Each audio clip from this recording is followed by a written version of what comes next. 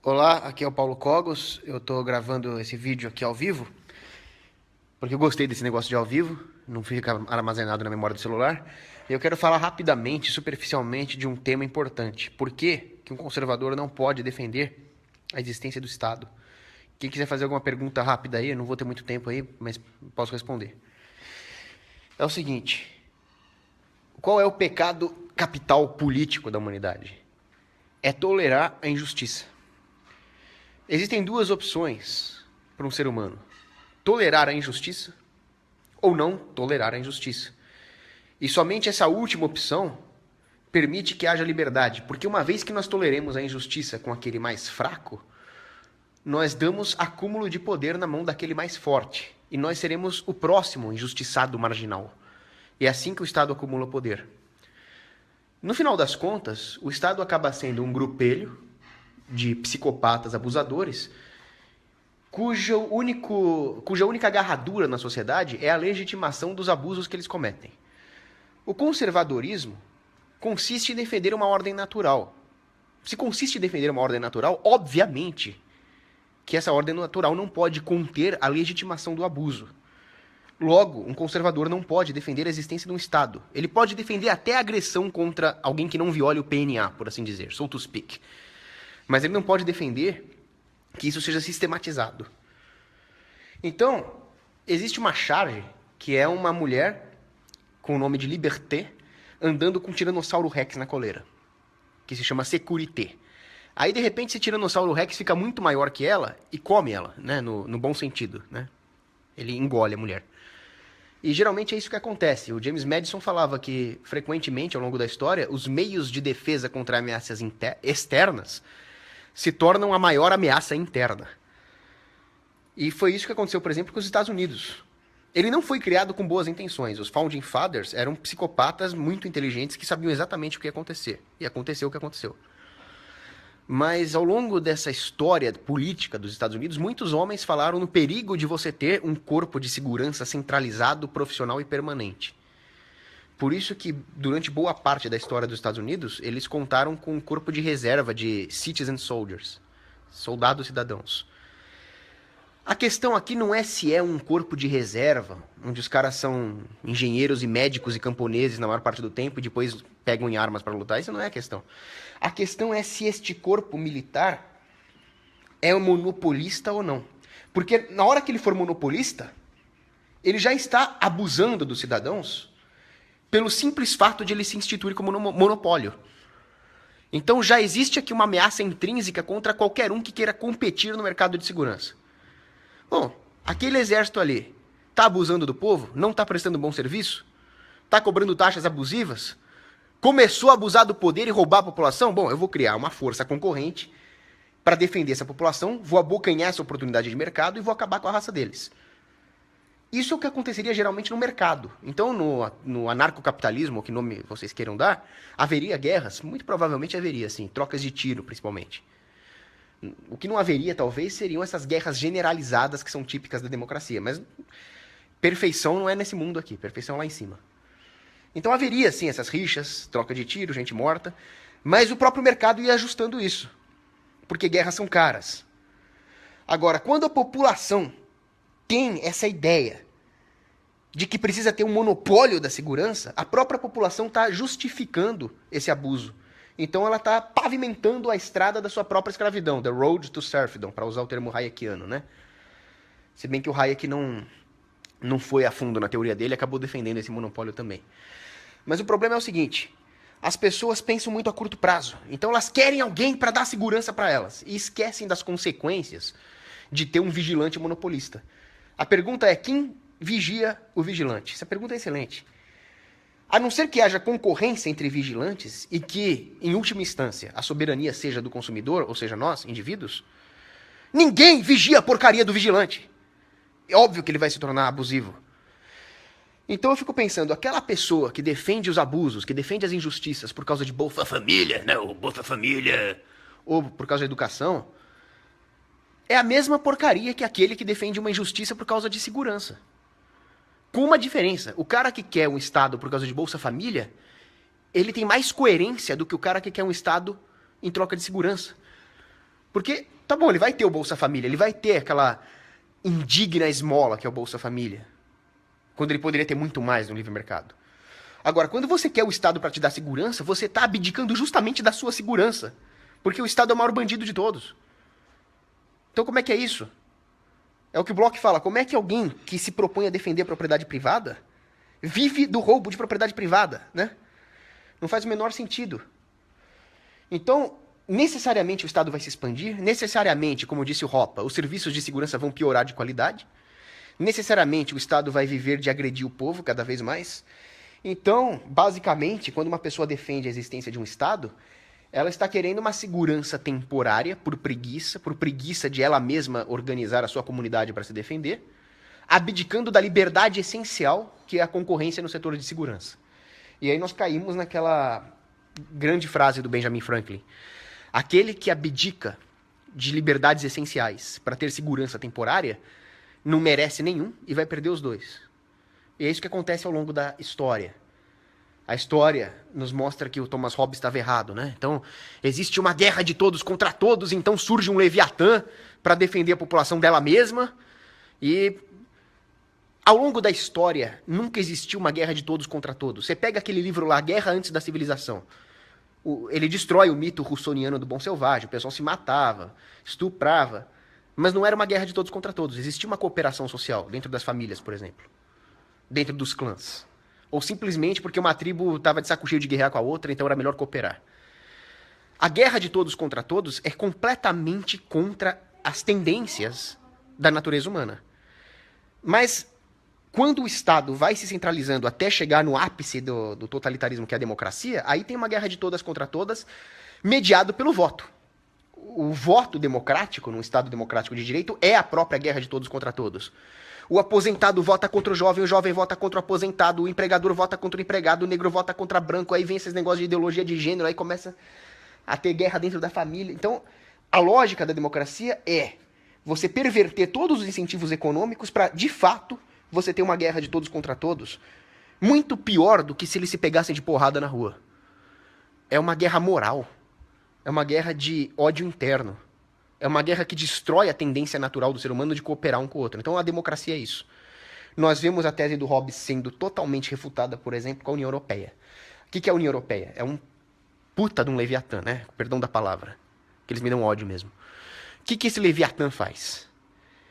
Ele impede a população de ter armas, ele impede a população de se defender localmente, e ele obriga a população a aceitar uma hégira, uma enorme imigração de muçulmanos, a maioria em idade militar, homens, que estão aí estuprando as mulheres, que estão aí querendo se impor, estão querendo impor a tal da Sharia, a lei islâmica, estão matando o francês, estão matando o padre, estão fazendo atentado com um caminhão, e a população é obrigada a aceitar isso, porque o exército da União Europeia está fazendo isso com eles. Ainda não existe um exército da União Europeia, mas aquela vagabunda daquela ministra da Defesa da Alemanha, aquela vaca, a Ursula von der Leyen, nem pra puta ela serve, porque ela é feia pra caraca, ela quer criar um exército da União Europeia. Só faltava isso. Aí nós vamos ter o pior do progressismo europeu aliado com uma ferramenta análoga àquela que dá aos Estados Unidos o poder de fazer as suas intervenções imperialistas pelo mundo. Se o mundo com um Estados Unidos já é um saco, imagina com dois. E sendo a União Europeia ainda mais progressista que os Estados Unidos, imagina que saco que ia ser. Ao passo que se você voltar, não precisa nem falar em Idade Média, se você voltar para o começo das Early Modern Ages, século XVII, século XVI, você tinha as próprias cidades organizando as suas milícias civis para se defender. Não precisava de nada disso. Vamos voltar mais ainda, vamos voltar para a Idade Média, para as cruzadas. Os homens, os nobres, às vezes até os próprios camponeses pagavam as suas armaduras, as suas armas e iam lutar contra a invasão muçulmana.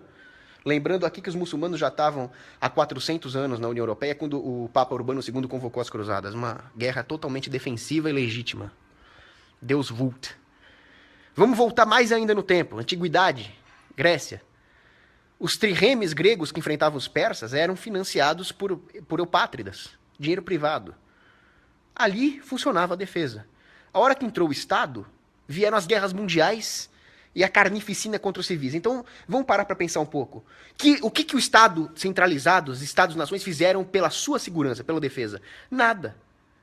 Mais carnificina que o século XX não existe. Século mais pacífico do último milênio, né? Do ano 1000 ao ano 2000. Vamos ver se alguém sabe aqui. Foi o século XII. Tinha uma guerrinha ou outra, principalmente com o muçulmano. Então o Estado fez um serviço... Naquela época não tinha Estado-nação. Naquela época tinha principados, ducados, condados. Então o Estado faz um serviço porco em te defender. Não faz sentido, se você quer segurança, você defender o acúmulo de poder. A assimetria de poder.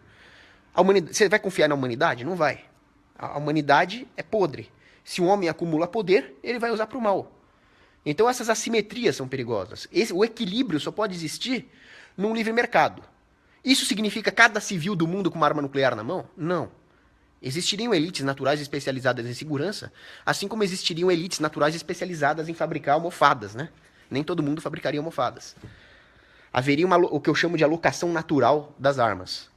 Se essas elites começarem a abusar, sendo o poder decisório concentrado em última instância na mão dos civis, dos indivíduos, há uma tendência de equilibrar o poder. É garantido que vai ter paz? É garantido que um Estado não voltaria a se formar uma vez que nós abolíssemos o Estado?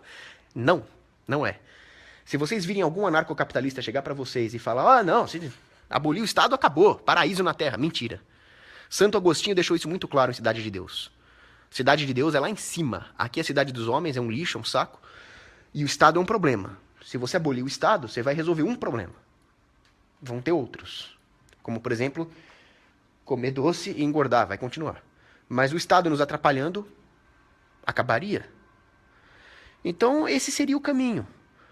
O caminho não implica em mudar totalmente as nossas atitudes aqui. Não implica em nós sairmos agora na rua com um AK-47 tirando no Estado, o que seria muito interessante.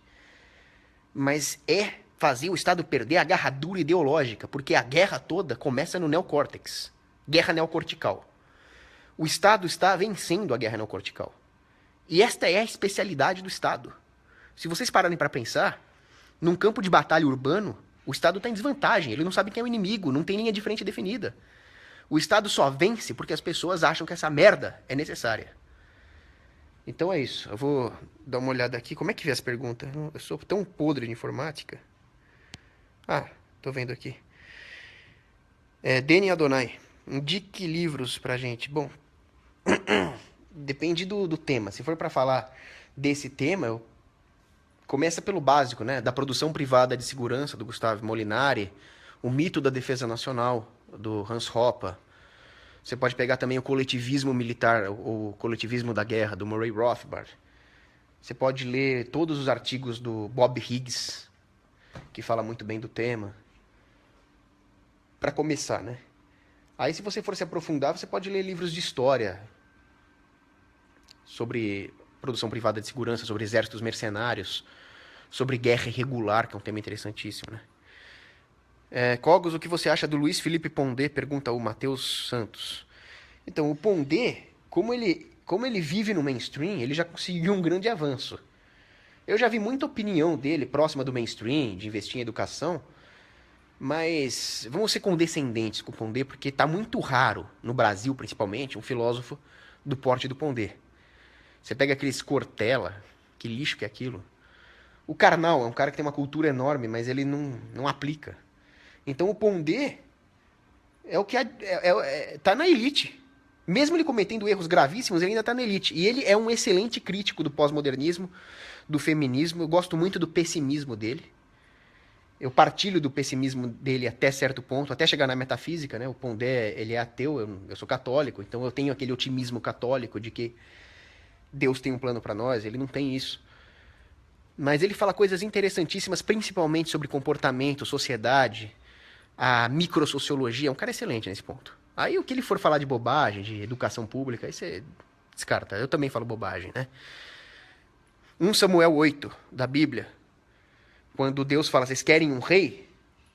Aí Deus alerta o povo de Israel. Se vocês tiverem um rei, ele vai abusar das suas filhas, vão mandar vocês para guerras injustas. E o povo escolhe o rei, quando deveria escolher Deus.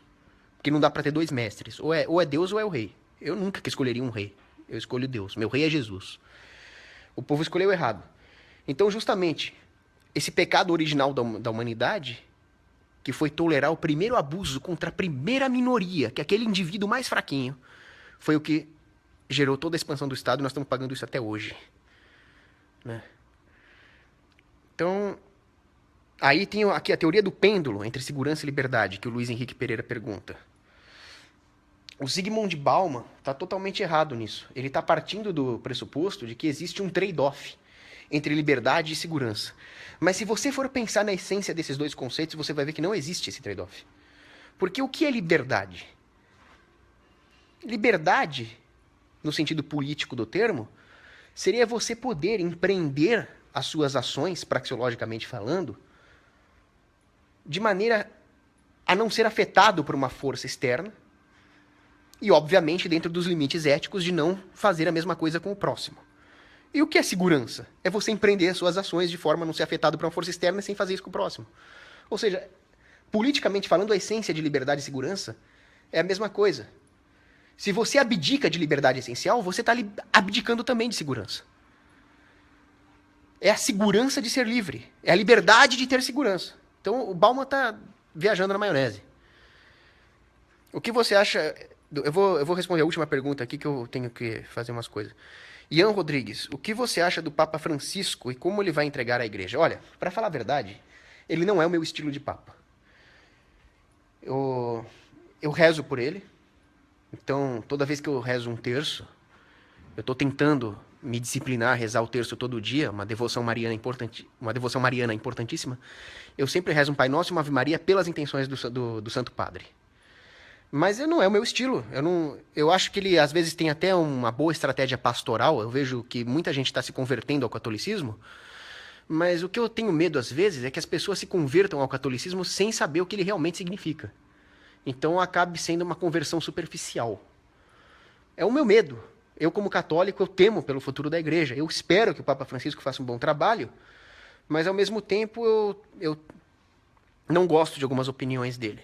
Né? Lembrando que a infalibilidade papal só vale quando ele fala de assuntos de fé ex cátedra. Né? Então, quando ele dá opinião aí sobre aquecimento global, isso não é infalibilidade papal. Né? Rezemos por ele, é o que nós podemos fazer. Ele é o líder da minha igreja, eu devo respeito a ele. Agora, meu estilo de papa é Urbano II, né? Bom, é isso. O Luiz Henrique Pereira, obrigado pelo seu comentário e desejo boa sorte aí nos seus estudos, no seu crescimento espiritual e obrigado a todos que assistiram.